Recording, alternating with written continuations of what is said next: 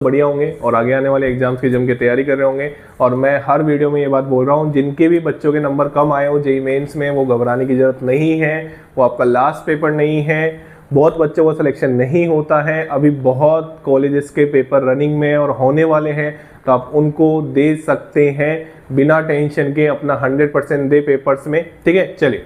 JEE advance 2021 chapter का नाम electrochemistry है। जेईई एडवांस 2022 में भी इलेक्ट्रोकेमिस्ट्री के 2 क्वेश्चन आए थे। जेईई एडवांस 2021 में भी इलेक्ट्रोकेमिस्ट्री के 2 क्वेश्चन आए हैं।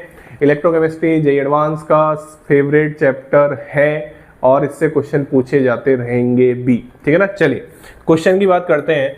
क्वेश्चन आपका फिर से, ठीक है, जेईई एडवांस में भी जो 2022 में क्वेश्चन आए थे वो कंडक्टिविटी वाले से एक क्वेश्चन आया था, इसमें भी कंडक्टिविटी वाले से एक क्वेश्चन आया है। तो जो थर्ड पार्ट है ना जेईई एडवांस का, वो बहुत इंपॉर्टेंट पार्ट है। ठीक है, और ऑब्वियसली तीनों पार्ट ही इंपॉर्टेंट है, जिसमें पहले पार्ट में आप गैल्वेनिक सेल पढ़ते हैं और वो सब नॉन्स इक्वेशन वगैरह पढ़ते हैं। दूसरे पार्ट में आपको इलेक्ट्रोलाइसिस पढ़ाया जाता होगा और तीसरे पार्ट में आप पढ़ते होंगे कंडक्टेंस।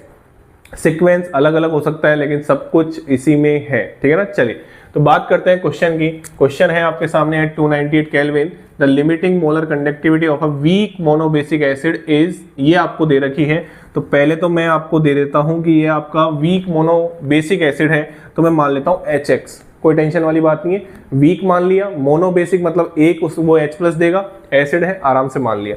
इसका जो आपका लैम्डा नॉट है, HX का जो लैम्डा m नॉट है, वो आपको लैम्डा m नॉट से डिनोट करता है लिमिटिंग मोलर कंडक्टिविटी को, और वो आपका कितना दे रखा है 4 × 10⁻² S centimetre square mole inverse. Clear हो गई बात? ठीक है।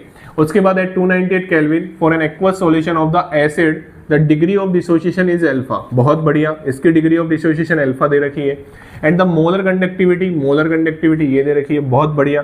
तो इसका लैम्डा m कितना दे रखा है? इसका लैम्डा m दे रखा है कहाँ गया, y × 10⁻² और क्या है S centimetre square mole inverse. Clear हो गई बात? बताओ यहाँ तक कोई टेंशन? जैसा क्वेश्चन बोल रहे हैं मैं वैसा ही लिख रहा हूँ। देखो मेरे क्वेश्चन करने का बिल्कुल, आपको सॉल्यूशन बताने का तो बिल्कुल पर्पज नहीं है। सॉल्यूशन बधेरे पड़े हुए हैं, बहुत सारे चैनल पे पड़े हुए हैं, बहुत आप गूगल पे मारेंगे सर्च तो आपको सॉल्यूशन निकल के आ जाएगा। सॉल्यूशन बनाने का मकसद मेरा ये कभी था ही नहीं।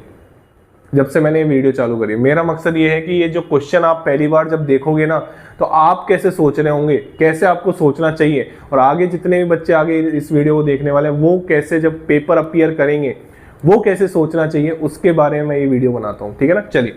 ऐसा नहीं है कोई हार्ड एंड फास्ट क्वेश्चन मैंने अभी तक सोल्व किया हो इलेक्ट्रोकेमिस्ट्री का जिसमें आपको बहुत ज्यादा दिमाग लगाने वाला हो। ये क्वेश्चन अगर आपको बेसिक नॉलेज भी है ना इलेक्ट्रोकेमिस्ट्री की, तो भी आप सोल्व कर सकते थे। ठीक है ना, चलिए। तो